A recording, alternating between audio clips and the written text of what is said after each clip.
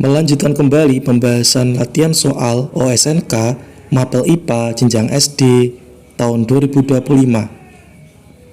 Perhatikan soal berikut. Bentuk senyawa berikut dapat langsung diserap oleh kapiler usus halus manusia kecuali pembahasannya sebagai berikut. Senyawa berikut yang tidak dapat diserap oleh kapiler usus halus manusia adalah asam lemak.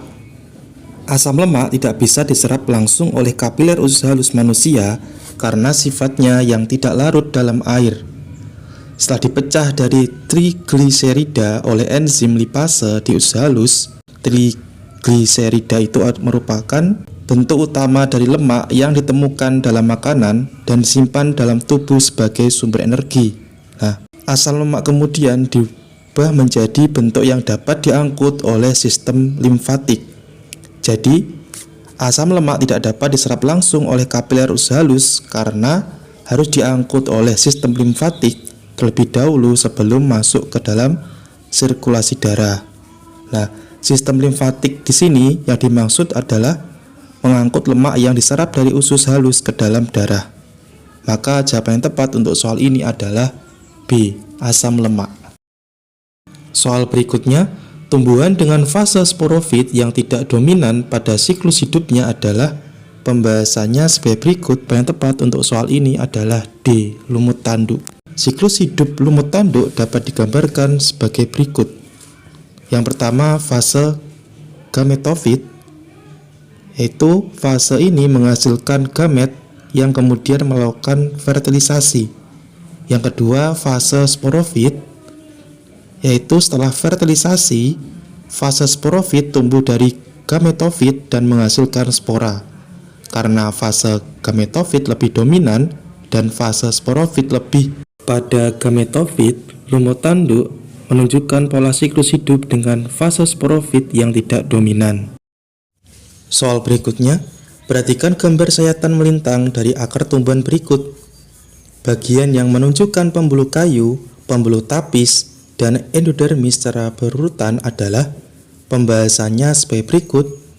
Pada gambar sudah jelas bahwa nomor 1 itu kortek, nomor 2 endodermis, nomor 3 parisikel, nomor 4 pembuluh tapis, nomor 5 pembuluh kayu.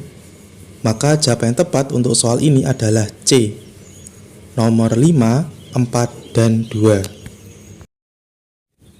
Soal berikutnya, nitrogen adalah salah satu unsur yang esensial untuk pertumbuhan tumbuhan.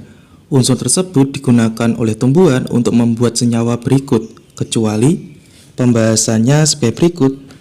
Senyawa nitrogen pada tumbuhan biasanya dibuat dari nitrogen yang diserap dari tanah dalam bentuk nitrat atau amonium.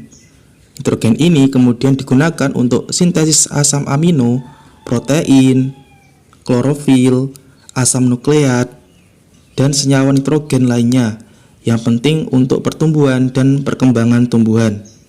Nah, sedangkan amilum adalah karbohidrat yang digunakan sebagai sumber energi dan penyimpanan energi pada tumbuhan. Jadi, amilum berperan dalam penyimpanan dan penggunaan energi, bukan dalam sintesis senyawa nitrogen. Jadi, jawaban yang tepat untuk soal ini adalah D, amilum. Soal berikutnya, berikut adalah beberapa praktek bioteknologi.